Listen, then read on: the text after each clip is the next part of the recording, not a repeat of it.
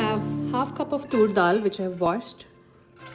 To this I'm adding 3 cups of water.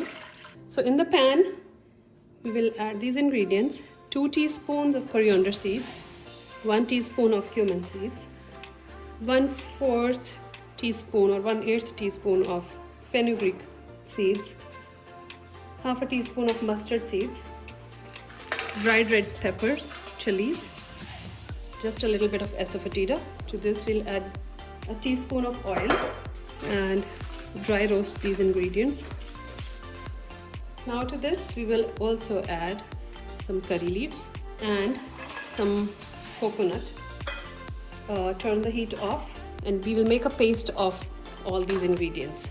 So the lentil has been boiling for about 15 minutes now.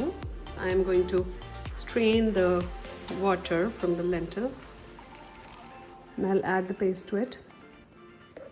To this we will add tamarind pulp, half a teaspoon of brown sugar. Give it a mix. For the tantalize,